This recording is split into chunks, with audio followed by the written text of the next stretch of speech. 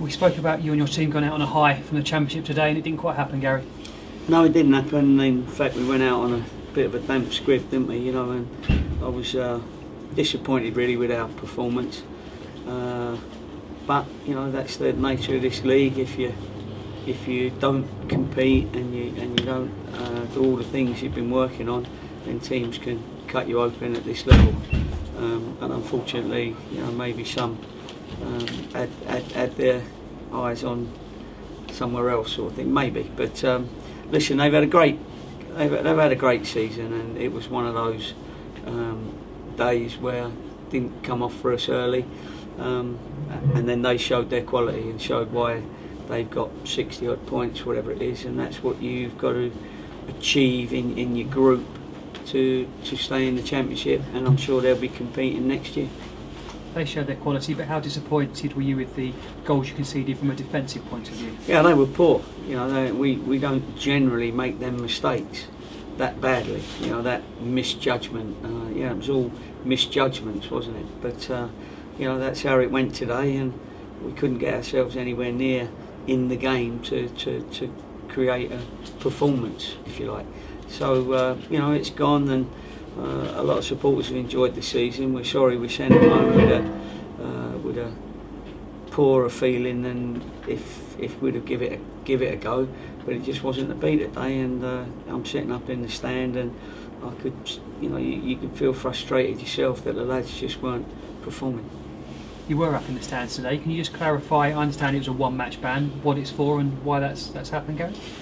Yeah, I've had 850 odd games in the league, and not once have I been up in front of a disciplinary panel. But a linesman decided to report me at Charlton, and once you're reported, then you've got to go and fight your case, if you like. So I fought my case, but I ended up getting a one match ban, and that was today. So.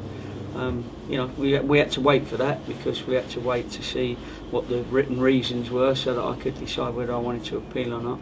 But I felt, you know, it's probably better to see it out at the end of this year rather than at the start of next. And how does that affect things? And how was the communication between you and the guys in the touchline? Was it a case of shouting down to them, or was it on phone? How do you do that today? No, you're not allowed to shout down. That was one of the rules. No, we had a walkie-talkie, and you know, but. Listen, the two lads down there, I don't need to say anything. They know exactly what they've got to do, and I don't think we said, you know, too much anyway. We knew it was poor. The lads, you know, I've got total confidence in Terry and Darren on the line there.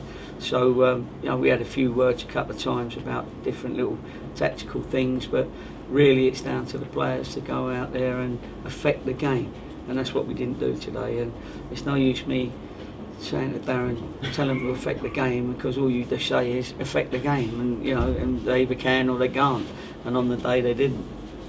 So this season comes to an end. We can now look at your squad and who'd like to be here. Have any of them given you any indication? I know you've told some of the players you'd like them to be here. Byron Webster wrote in his programme notes you've told him you want him to be here. So you've made your feelings clear to a number of your players now, I guess, and now it's up to them. Is that the situation? Well, the situation is we've made offers to the people that you make offers to, because with all due respect, what that does is it stops you having to pay these players in July as well as June if they don't get an offer. So that's why you make the offer, and then you have to wait and see. I'll give them a date as to whether they want to stay with us, and by that date they'll have to tell me, and if it's a no, then obviously it's a date that gives me enough time to bring in other players. And you know, it looks like we're going to have a pretty hefty turnaround, and it's probably the right time to do that anyway, and then we'll see what we can bring in. When you get a day like today, it doesn't paper over any cracks, and you know, if we're going to try and get back here, then we've got to make sure that we've got a team that if it does ever get close to getting back to the Championship, that we can survive. But a lot needs to happen, you know, first. And of course, your future is to be decided. You've spoken with the board once. You've told them what you think is needed in League One. When are we likely to hear what the result of that is, Gary? I mean, what's the time frame on you and the board sitting down again? I don't think they've given me a time frame. I certainly haven't heard anything yet, but maybe we just wanted to see the season out. So I expect it to come pretty quickly, because we're going to have to adjust. We've got a list of players that are higher earners than the second list of players, and they're higher than the third ones, and then the fourth ones you'll end up back in a conference sort of thing. So we've got to make sure that we keep the players that are on our list interested, so they're all spinning plates at the moment. But those spinning plates you've got to turn to signings as quickly as you can, because there's a lot of people out there that are looking for the better players. What's your gut feeling? Will you still be here in August when the season kicks off? Well, all I've said is that I will be, because at this moment in time I'm under contract, and when you're under contract, then you're in the club's hands anyway.